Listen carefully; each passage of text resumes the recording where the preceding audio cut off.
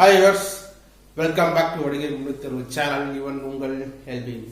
இன்னைக்கு ஆபரேஷன் தாமரை லோட்டஸ் எப்படி வாடுனது, எப்படி பல்பு வாங்கியது, எப்படி மண்ணை கவ்வியது, பிஜேபியோட ஆபரேஷன் தாமரை எப்படி மண்ணை கவச்சுன்னு அப்படின்னு பார்க்க போகிறோம். இந்த அப்டேட் முழுக்க ஒரு உன்னதமான ஒரு அப்டேட்.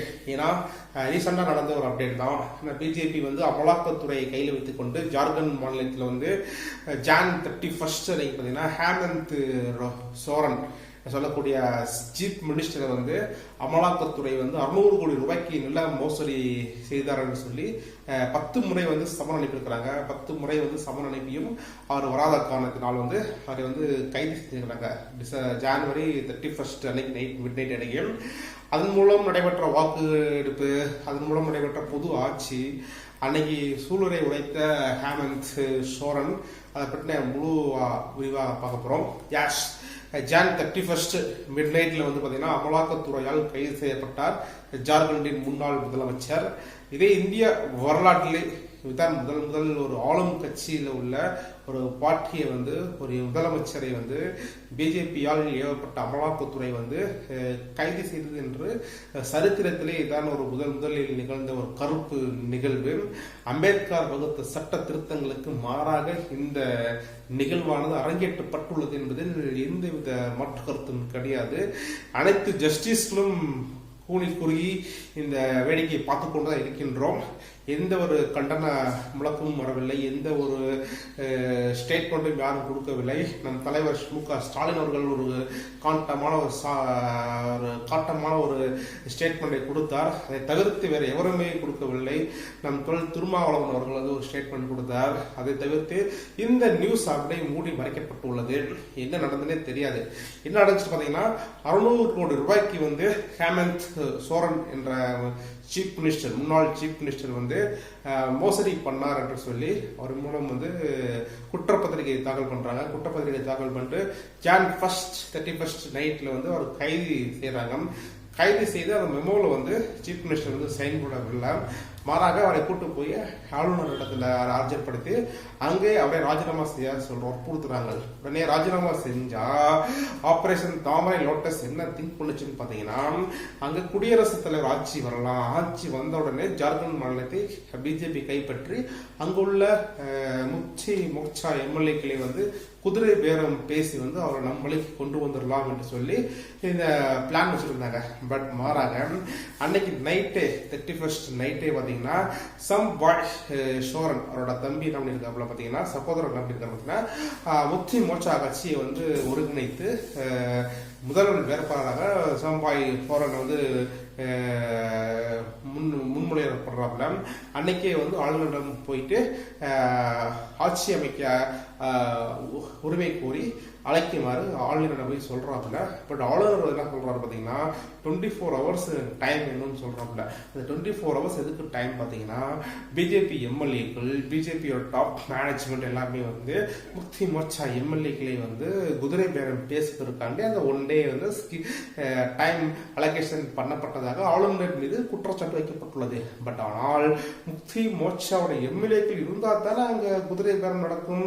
எங்க போனாங்க தினமும் பாத்தீங்கன்னா காங்கிரஸ் ஆள கூட ஹைதராபாத்ல வந்து அவங்களை பத்திரமாக சேஃப் கார்ட் பண்ணி வச்சிருக்காங்க. ஸோ அதனால வந்து சம்பாயோட சோரனோட கோரிக்கையை வந்து ஏற்க வேண்டிய சூழ்நிலைக்கு தாழ்வு தள்ளப்பட்டார். அதன் மூலமாக பிப்ரவரி 5ஆம் தேதி வந்து வாக்கெடுப்பு, அதாவது அதிகாரத்தை நிலைநிறுத்தக்கூடிய வாக்கெடுப்பானது நடைபெற்றது. ஜார்க்கண்ட் சட்டசபையில் வந்து ஆளுநர் உரைக்கு அப்புறம் வந்து பலத்த பாதுகாப்புடன் வந்து முன்னாள் முதலமைச்சர் வந்து பேசுறாருல.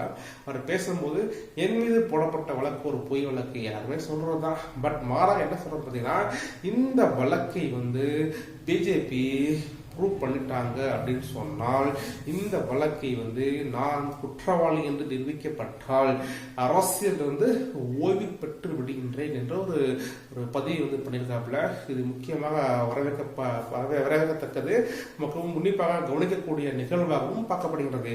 அதுக்கு மாறாக சம்பாய் சோரன் கொடுத்த அந்த பேட்டியாளர் வந்து பார்த்தீங்கன்னா, இது வந்து ஒரு கருப்பு தினம். ஒரு ஆளும் கட்சியில் உள்ள ஜார்க்கண்ட் மாநிலத்தில் பழங்குடி பழங்குடியின இனத்தை சேர்ந்த ஜார்க்கண்ட் முதலமைச்சரை வந்து கைது செய்வது வந்து அரசியல் சாசனத்துக்கு வந்து ஒரு வெட்கக்கேடான நிகழ்வு என்று கணிக்கப்பட்டுள்ளது. அந்த வாக்கெடுப்பில் பாத்தீங்கன்னா மொத்தம் வந்து 81 இடங்கள் உள்ள அந்த இடத்துல வந்து ஒரு இடம் வந்து காலியா இருக்குது. மொத்தம் 80 இடத்துல வந்து 41 இடங்கள் அதிக பெருவாமை வாக்குகள் பெற்றால் ஆட்சி அமைக்கலாம் என்று ஒரு நிகழ்வானது இருக்கிறது. பட் மாறாக அன்னைக்கு வாக்கெடுப்பு அன்னைக்கு 47 இடங்களை வந்து 47 நபர்கள் ஆதரவு தெரிவித்ததன் மூலமாக முக்தி மோர்ச்சாவோட கட்சியானது மறுபடியும் ஆட்சியை வந்து கைப்பற்றி உள்ளது. இது குறுக்கு வழியில் வந்து தந்திரமாக ஜார்க்கண்டை கைப்பற்றலாம் என்று நினைத்த பிஜேபியோட தாமரை ஆபரேஷன் வியூகமானது உடைக்கப்பட்டது, தவிடுபடியாக்கப்பட்டது. 26 எம்எல்ஏகளையே வைத்துக் கொண்ட பிஜேபி ஆனது மண்ணை கவி இன்னைக்கு ஏதோ மூலையில் உட்கார்ந்து கொண்டிருக்கின்றது. மொத்தம் 29 வாக்குகள் வந்து நபர்கள் வந்து அரசுக்கு எதிராக வாக்களிக்கப்பட்டார்கள். 47 நபர்கள் வந்து அரசுக்கு ஆதரவாக வாக்களிக்கப்பட்டு நீதி நிலைநாட்டப்பட்டது என்பதில் எந்தவித மாற்று கருத்தும் கிடையாது. இந்த நியூஸ் வந்து எந்த ஊடகத்திலும் வந்து அவ்வளவா பேசப்படலை. இந்த நியூஸ் எந்த யூடியூப்லயும் அளவா பேசப்படவில்லை. நம்ம யூடியூப் சேனல் எதுக்காண்டி போட்டு பார்த்தீங்கன்னா 2024 ஒரு புது பிளாட்ஃபார்மை வந்து நம்ம உருவாக்கி இருக்கின்றோம். இதுல வந்து நிறைய டிபேட் பண்ண போறோம், பேச போறோம், அரசியல் நிகழ்வை பற்றி பேச போறோம். 2024 எலெக்ஷன் எப்படி இருக்க போகுது, கூட்டணி எப்படி இருக்க போகுது, வாக்கெடுப்பு எப்படி இருக்க போகுது, இன்னும் பிஜேபியோட தந்திரங்கள் எவ்வாறு செயல்பட போகுது, பிஜேபியோட மந்திரங்கள் எவ்வாறு செயல்பட போகுதுன்னு பார்க்கலாம்.